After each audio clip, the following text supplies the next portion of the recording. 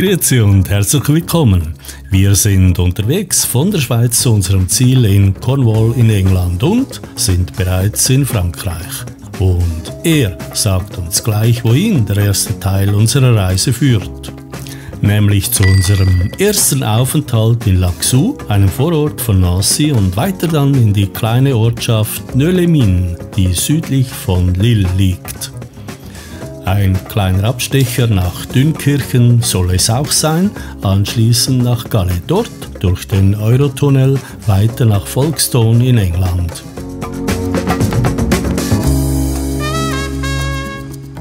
Natürlich bleibt unser Hauptziel der Südwesten von England, aber einige Impressionen wollen wir auch von Frankreich mitnehmen.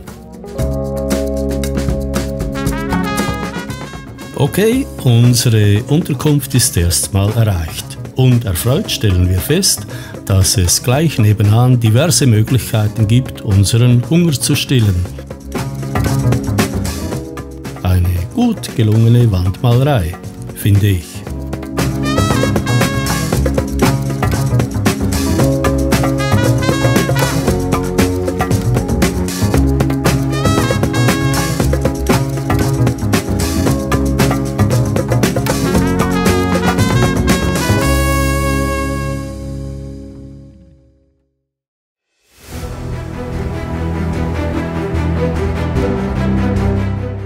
In der Nähe unseres Hotels befindet sich an der Avenue de la Résistance, ein sehr passender Name übrigens, ein hübsch angelegter Platz zu Ehren der bekannten und unbekannten Helden Frankreichs.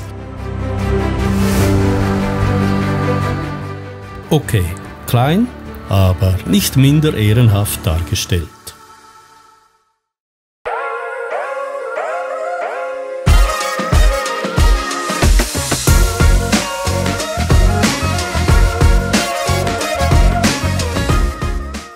Also auf nach Nancy, der hübschen und interessanten Stadt in der Region Grand Est. Diese Region wurde übrigens bis 2015 Lothringen genannt. In Nancy wollen wir natürlich den berühmten Place Stanislas mit vergoldeten, schmiedeeisernen Toren und Rokokobrunnen aus dem 18. Jahrhundert ansehen. Die Idee dazu hatte Stanislas Leszczynski, seines Zeichens Herzog von Lothringen und ehemaliger König von Polen.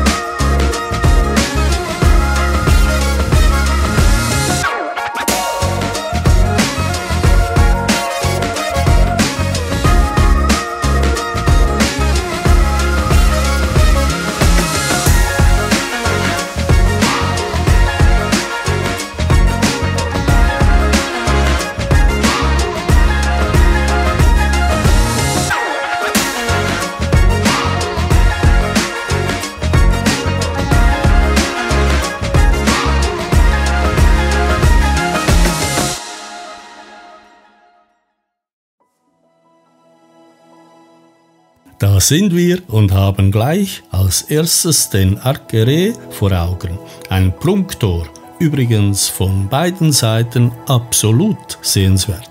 Das Tor trägt zwar den Namen des Architekten Emmanuel Rey, wurde von Stanislas jedoch zu Ehren Ludwigs XV. Erbaut.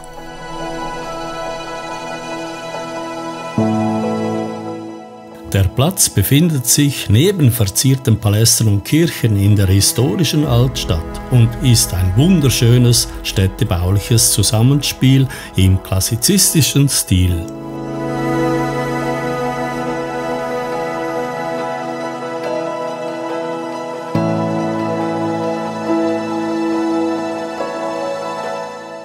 Der Platz mit den angrenzenden Gebäuden ist ein Entwurf des Architekten Emmanuel Rey. Er ist von kunstvollen Schmiedearbeiten Jean Lamour umgeben. Die Bauarbeiten endeten nach gut 3-jähriger Bauzeit 1755.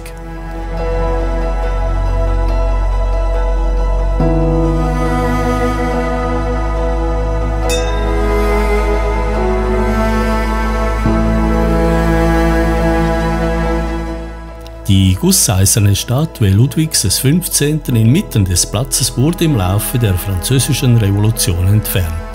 1831 wurde stattdessen eine Statue von Stanislas errichtet. Seitdem wird der Platz Place Stanislas genannt. Vorher hieß er übrigens Place Royale.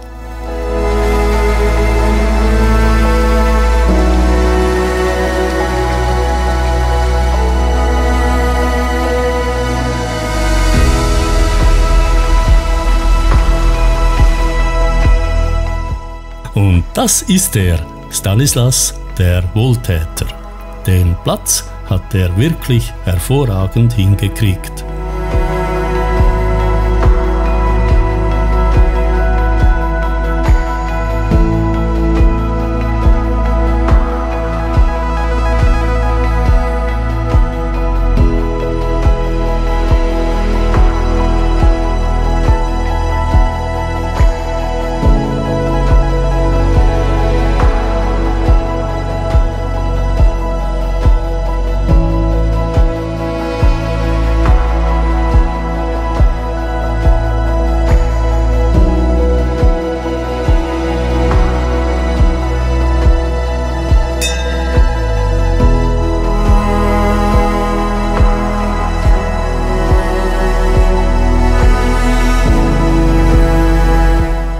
Überhaupt, hier haben die Künstler wirklich alles gegeben. Nicht ohne Grund wurde dieser Platz 1983 in die Liste des Weltkulturerbes der UNESCO aufgenommen.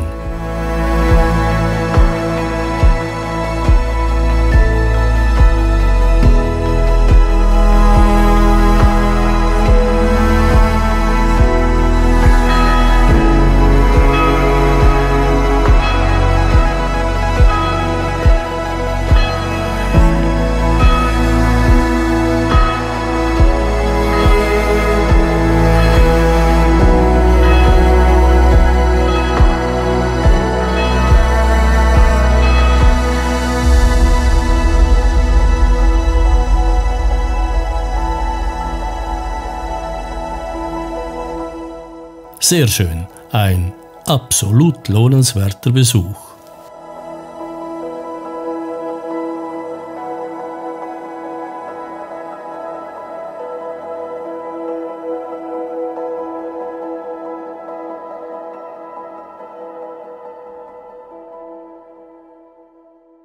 Weiter geht's nach Nölemin.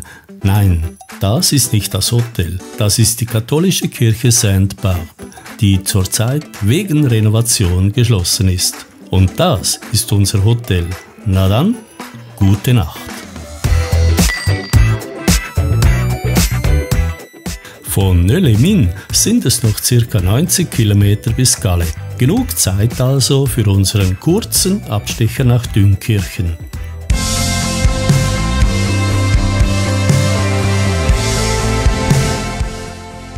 Und was kann in einer Hafenstadt interessieren?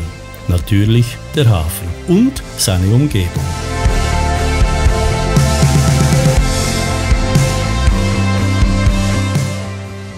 Und viele Tafeln erinnern an eine der wichtigsten Episoden des Zweiten Weltkrieges. 1940 wurden hier das britische Expeditionskorps und Teile der geschlagenen französischen Armee in der Schlacht von Dünkirchen von den Deutschen eingekesselt.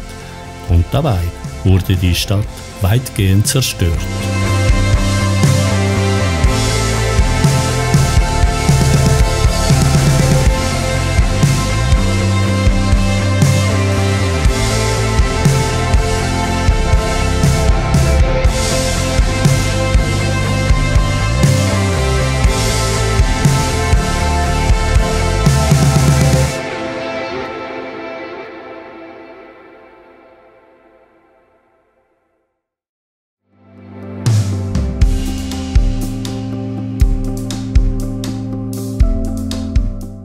Nebenbei, Diese Häuser mit den speziellen Giebeln sind eine Anspielung auf die traditionelle Architektur Flanderns.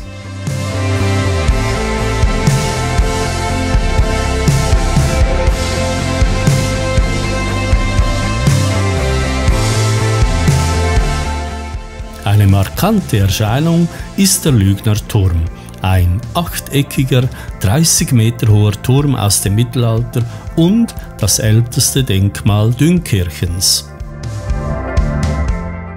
Na gut, ob da wirklich Piraten drin waren, haben wir nicht kontrolliert.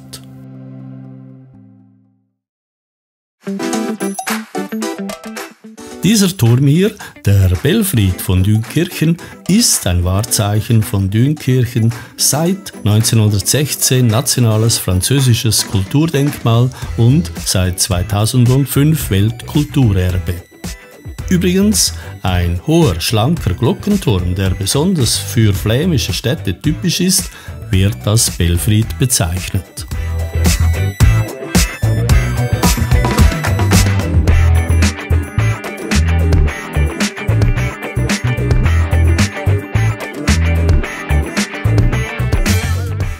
Ja, neuerdings hat die Polizei hier auch ein Hotel. Nach diesem Rundgang haben wir uns eine Mahlzeit verdient.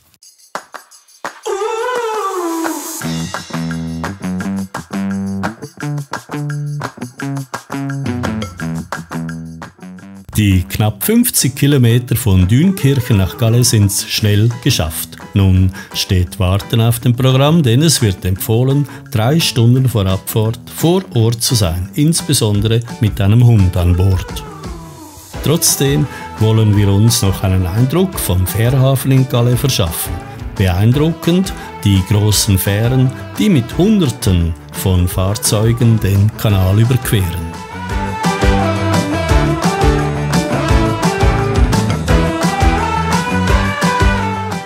Immer wieder mal soll der Drache frei herumlaufen und Feuer und Rauch spucken. Ein Spektakel.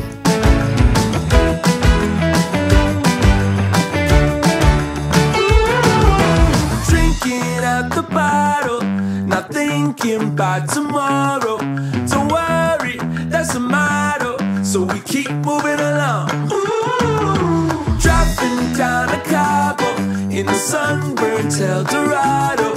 Don't worry, that's the motto, so we keep moving along.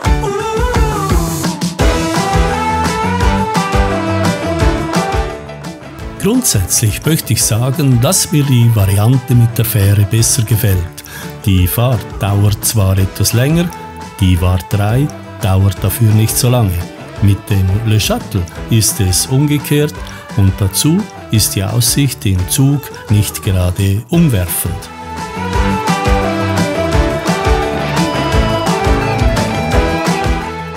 Okay, die Fahrt mit dem Le Shuttle hat geklappt und wir sind in Dymchurch eingetroffen. Doch mehr darüber in der nächsten Episode. Bis dann, bleibt munter.